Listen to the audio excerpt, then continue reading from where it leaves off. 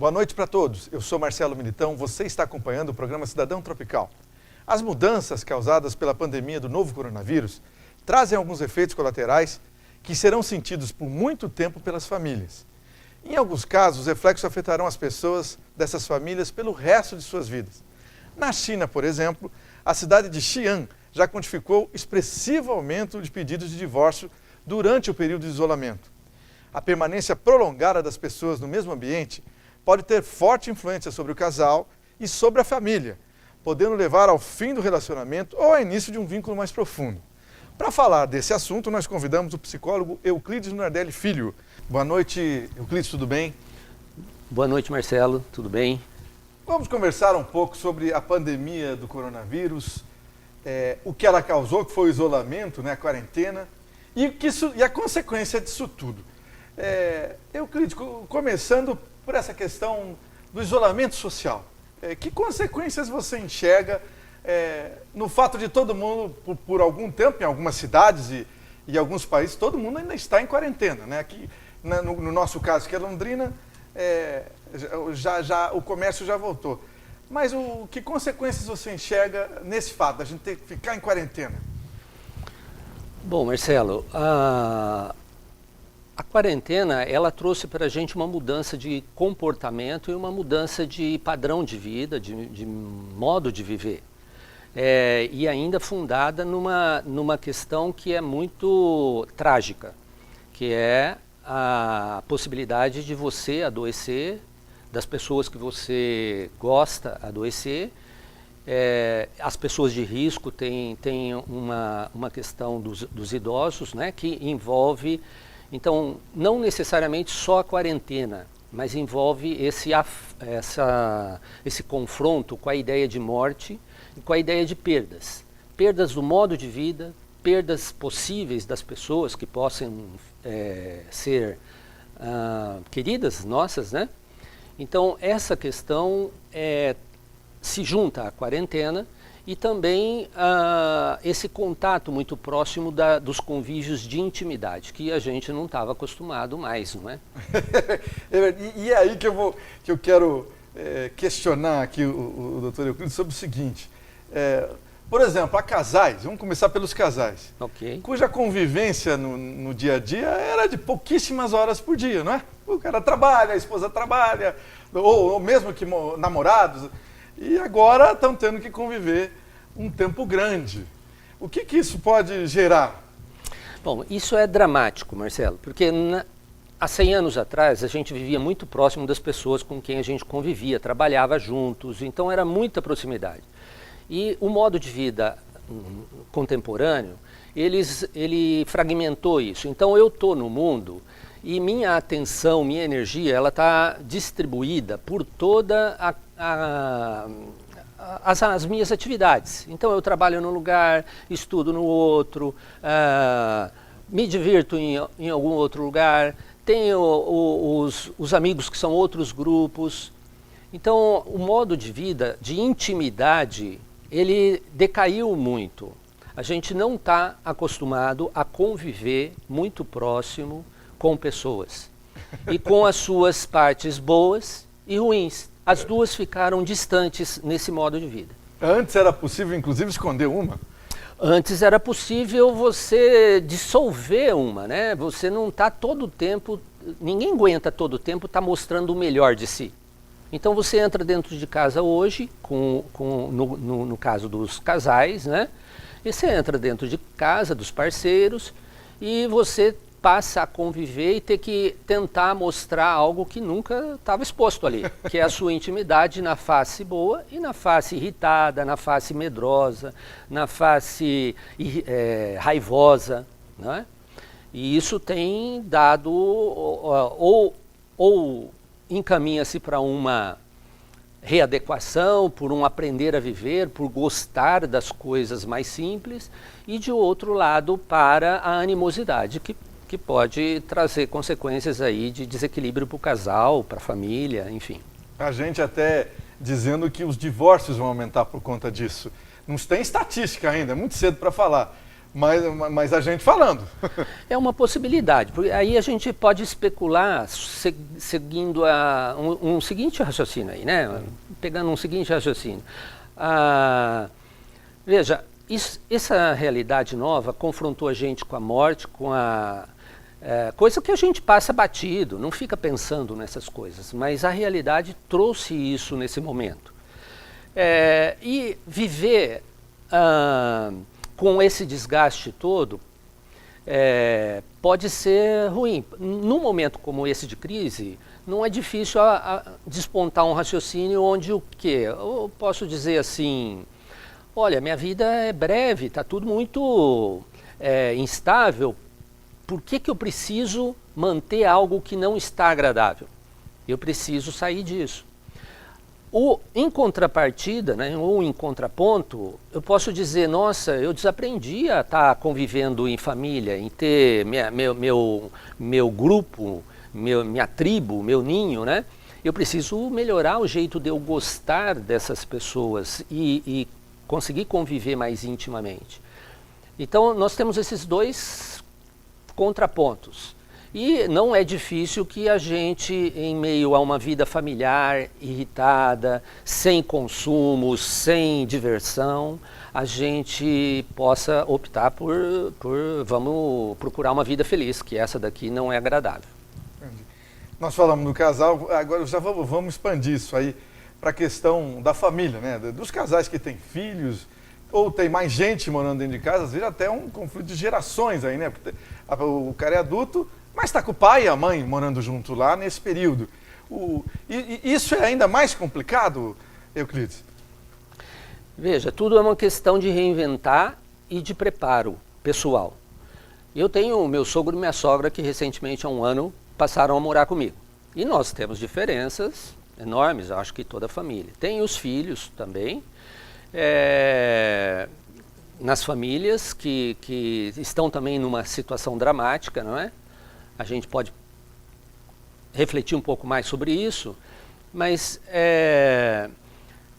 o fato dessa família se encontrar por muito tempo com interesses tão dissonantes, né, tão diferentes, exige ou um preparo para a adaptação, ou pode desencadear muito conflito, né? Muitas desavenças, muitas rupturas familiares, isso é possível. E agora, tendo qualquer ruptura, tem que ficar lá no mesmo ambiente, né? Se não tem tu, vai com tu mesmo. Não está com outra. E dentro, falando dos filhos, vamos falar especificamente dos adolescentes, que por natureza já são meio reclusos dentro de casa, né? Normalmente todo mundo narra problemas com adolescentes na relação familiar. Mas na quarentena, pode ser uma oportunidade ou não? Você acha que os pais vão ter muita dificuldade com os filhos adolescentes? Bom, a adolescência é por convenção, né? Não só por convenção, por observação, é uma época de crise, né? É uma pessoa formando a sua identidade e contrapondo valores e descobrindo novos valores, né? Tudo isso, numa situação como essa, torna a vida do adolescente complicada, assim como da criança. Se a gente procurar um modelo para comparar, você vê numa colônia, numa tribo, que é da onde a gente veio, a nossa adaptação, né? A nossa evolução em pequenos grupos onde havia uma distribuição de interesses. Então, crianças brincavam com muitas crianças, um adolescente cuidava, o mais jovem do mais velho, das crianças, né? O adolescente e as crianças conviviam juntos.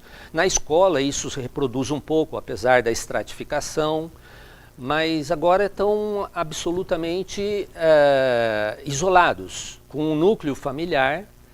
Muitas famílias com poucos filhos, às vezes 2. Então, é uma situação realmente de exceção e de muita exigência para os dois lados, para as crianças e para os adultos que estão obrigados a conviver com a criança numa intensidade muito grande. Eu costumo dizer que filho não se cria sozinho. para uma criança precisa ter uns 4 adultos, porque nenhum adulto suporta 100% do tempo está a serviço de educar uma criança. Isso não era assim nas tribos, não era assim nas comunidades, não era assim nas pequenas cidades.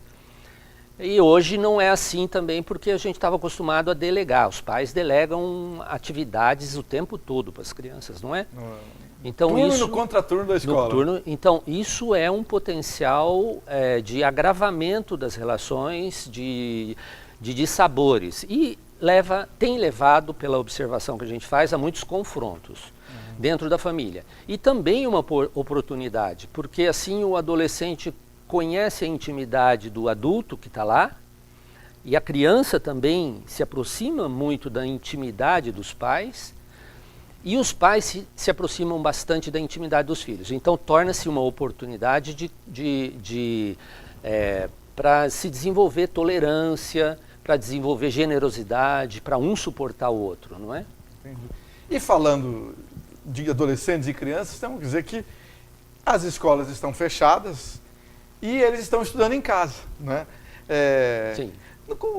Euclides, o aprendizado é prejudicado ou não é, da forma que ele está sendo feito agora, né? Pelo computador, né? Online e tal, a criança estudando em casa, com ou sem a ajuda dos pais, alguns com ajuda, outros sem, né? Com independência.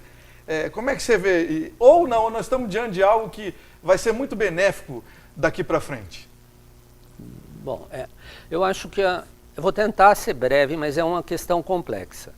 Eu não tenho elementos, acho que ninguém hoje tem elementos de avaliar precisamente as consequências positivas e negativas de um modelo assim. Mas dá para refletir algo que pode ajudar a gente determinar se essa aplicação do estudo à distância para crianças pode ser benéfica ou não. Eu tinha dito há pouco que as crianças, elas são inseridas no mundo adulto através de uma interação muito ampla com outras crianças, com crianças mais velhas e com adultos, não é? Eu gosto muito do modelo das tribos, ou das vilas, ou das comunidades pequenas. Então, a criança, vou dizer assim, ela tem um preparo, se a gente avaliar o desenvolvimento, ela tem um preparo para se desenvolver nesse meio. Não é diante de uma tela. Então, é uma reflexão que eu faço. Ela vai ter que adaptar-se, contrapondo um pouco da natureza biológica e do desenvolvimento, porque o desenvolvimento ele é sensorial, ele é perceptivo, ele é motor. Não é? Tem todos esses aspectos. Entendi. Então, ainda vai ser fruto de estudo e a gente vai ter que debruçar um pouco para saber se essas consequências que virão são boas ou não. Eu penso que quando não tem a outra possibilidade, nós temos que testar e inventar. Provavelmente esse estudo teria que ser com um adulto acompanhando, né? Uma criança sozinha, dependendo da idade, não tem nem prontidão para se aderir a uma tela, né, e aprender. É também muito deslocado, o aprendizado ele é muito deslocado da realidade. Né? É um instrumental que você dá, a escola padroniza e dá um instrumental para a criança para ela usar daqui a anos. Não está sendo usado na vida de interesse da criança. Você põe ela com uma tela aprendendo matemática, eu acho que sem alguém que motive a tela não tem esse potencial, penso eu. Mas é alguma coisa que ainda vamos ter que avaliar melhor. Euclides, vamos falar um pouco de saúde mental, mas primeiro vamos falar dos pontos negativos. Que problemas o coronavírus e o isolamento social podem trazer para a saúde mental? Ou já estão, né, provocando nesse quesito? Tá. Olha, Marcelo, as realidades que provocam ansiedade, medo, pânico, principalmente esses momentos coletivos, né, que é em massa, isso transfere-se de uma pessoa a outra pela própria realidade, não é nada fantasioso. Certo. Então, esses momentos de muito de muitas tragédias, de crises graves e ainda mais em massa, elevam nossas respostas de luta e fuga, que são ansiógenas e também de raiva. E a cabeça nossa, a mente nossa, ela funciona melhor em níveis menores. Sempre que isso se eleva, a gente faz mecanismos de defesa que não são muito saudáveis. Então a própria realidade predispõe a gente a funcionar de um jeito pior em termos de saúde mental. De autoagressão ao corpo, você fica muito ansioso, os hormônios, tudo descarrega lá adrenalina, cortisol, a imunidade cai, o que favorece, inclusive no caso da pandemia, favorece contaminações, favorece aparecimento de quadros patológicos como irritabilidade exacerbada, depressões, dependendo de cada pessoa, tem um tipo de resposta, comportamentos de a gente chama tecnicamente de mania. Certo. Mas não é aquela mania de maníaco que o leigo, a cultura leiga fala. É a mania no sentido de um comportamento ativo e desproporcional à realidade. Por exemplo? Pode falar. Por exemplo, diga um exemplo. Exemplo, muita alegria, a realidade lá tá gente morrendo e eu estou brincando. Ou então... essas questões de eu não vou resolver nada com um panelaço, em vez de caminhar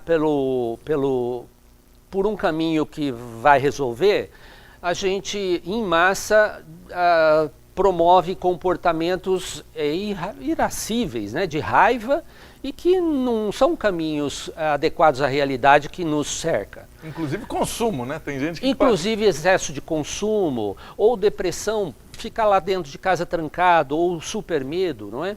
Que é desproporcional à ameaça do vírus também. O vírus a gente tem uma certa ideia de como ele se propaga, tem muita gente que está todo trancado. Então chega a provocar muitos adoecimentos. Agora, inclusive a imprensa está falando, baseado em dados da Delegacia da Mulher, que aumentou o número de agressões à mulher dentro de casa nesse período, né? Tem a ver com isso que você está dizendo, então? Tem a ver. O comportamento agressivo, autolesivo ou heterolesivo, que vai assim, para cima dos outros, se a pessoa tem lá suas predisposições, imagina que ela está agora com limitações físicas, limitações emocionais, limitações em termos de descarga de energia para atividades prazerosas, por exemplo. Tudo isso culmina ou em depressão, ou em comportamento deslocado, maníaco, ou em raiva mesmo. E essa raiva, para quem tem essa predisposição ou já tem algum traço de violência contra o outro, eu acredito que isso deve aumentar muito esse comportamento, uma vez que a pessoa não tem outra forma de descarga, né? Principalmente homens, então, que estão em uma posição física de força e agressividade maior, é possível que desencadeie com mais frequência a agressão contra a mulher ou contra as crianças também. Isso em situações de crise é verificável, já foi no passado e imagino que agora não vai ser diferente. Agora, falando no que a gente recebe, por exemplo, da imprensa, na televisão, principalmente na televisão, né? Um noticiário muito negativo, né, relacionado ao coronavírus. E aí, que impacto isso pode causar, Euclides? A linha entre o que é útil e devido e o que é excesso e indevido é muito, muito tênue. A linha é tênue. O que eu percebo, é uma posição pessoal, também não tenho estudo estatístico disso, mas o que eu percebo é que a TV chega a fazer, a publicidade, a mídia, chega a fazer um desserviço. Por conta daquilo que eu estava mesmo falando. O que é a realidade hoje? A realidade é o vírus, é a pandemia, mas é a vida também. Tem estética, tem beleza, tem coisas acontecendo, tem... Só que se você, em comportamento,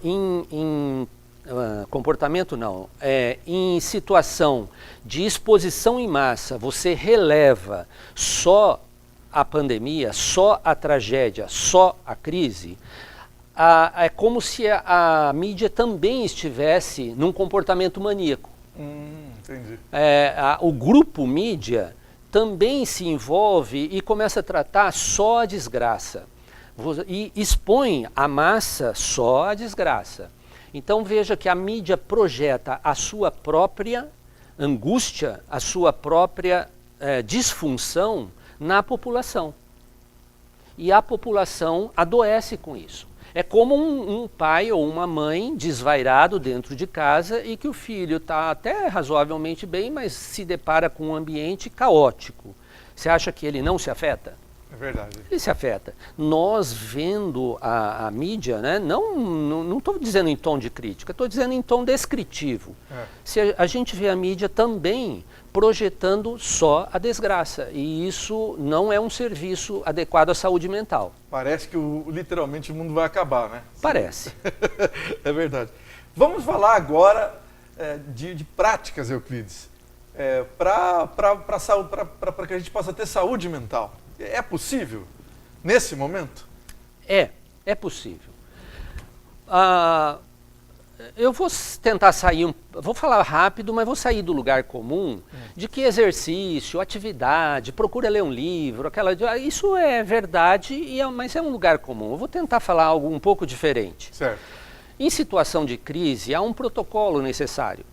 Quando você está apavorado e ameaçado, uma coisa é importante, você achar um ponto, para você funcionar bem, achar um ponto de segurança.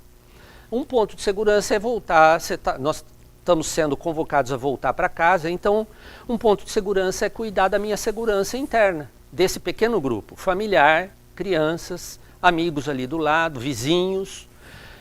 Isso em si, você pensar a crise e não sair ou deprimindo ou fazendo comportamentos disfuncionais, se você parar para pensar a crise e cuidar de você organizar o seu espaço, proteger a sua família e os próximos, manter esse círculo já é uma condição de saúde mental que também te prepara melhor para você começar a desempenhar algum trabalho fora. Não sai trabalhando antes de você organizar um espaço, porque isso é maníaco. Ou seja, você vai colher frutos ruins. Ruins. Então, a segurança espacial, a segurança territorial, a segurança alimentar, quer dizer, você precisa ter uma boa alimentação. Aí você vai acalmando o seu ânimo, diminuindo o nível de ansiedade para você poder pensar em soluções criativas. Inclusive para se comportar bem com as crianças dentro de casa, para ensinar, para mudar a conduta. Também você tem que cuidar da sua segurança econômica. Da onde vai vir o seu dinheiro? Esse é um aspecto importante, né? Como você vai ganhar? O meu trabalho está ameaçado. Da onde vem? O governo? Estou inscrito no programa? Então vai cuidar de estar inscrito no programa. Não estou. Onde que eu vou conseguir doações? Arruma um sistema de doação para você. Então, não importa em que condição você esteja financeira, você precisa organizar a segurança de renda. Depois disso, eu já estou em muito melhor condição para desempenhar as outras atividades, que é fazer esporte, cuidar da família, negociar as questões de intimidade entre os parceiros e as pessoas que vivem na casa, organizar condutas e comportamentos, quem vai fazer o quê, quem vai limpar o quê, as crianças devem participar. Essa organização é necessária, né? Porque a família é fundamental. Que só um trabalha e todo mundo... Você vê, um trabalhando vai crescendo a raiva dentro dele, um trabalhando vai crescendo mais raiva. É verdade, porque é injusto. Daí a pouco... Ninguém suporta. Nem suporta a pessoa raivosa e ela não suporta os folgados que estão ali do lado, não é? É impressionante. Isso é sério. A gente está falando um pouco no humor, mas é muito sério. É muito importante que essa organização aconteça para que depois a gente abrace a crise, independente do tempo que vai ficar, não tem saída, vai viver assim mais 2 anos. Tem uma proposta de estimativa que a gente vai entrar em regime intermitente, né? Certo. de isolamento e liberdade, isolamento e liberdade. Então, se foi isso, quer dizer, eu preciso estar apoiado num terreno seguro, porque senão minha mente não funciona bem e não é por fantasia, é por realidade. Faz sentido? Faz, só para lembrar, mas o ponto de partida que você falou pode ser considerado a organização financeira? A organização financeira, a organização do lugar, certo, e a divisão de trabalho. Esse é o ponto de partida? Esse é o ponto de partida. A segurança alimentar, estou esquecendo. Então são 4. Nem come muito, nem deixa de comer, é isso? Tem que saber de onde vem a comida. Também. Ninguém tem saúde mental sem comida. É verdade. Ninguém. Euclides Lunardelli Filho, psicólogo, muito obrigado por todos esses esclarecimentos e informações. Grande abraço para você, bom trabalho. Obrigado pelo convite. Ok, chegamos ao fim do programa Cidadão Tropical. Boa noite para todos, até domingo que vem.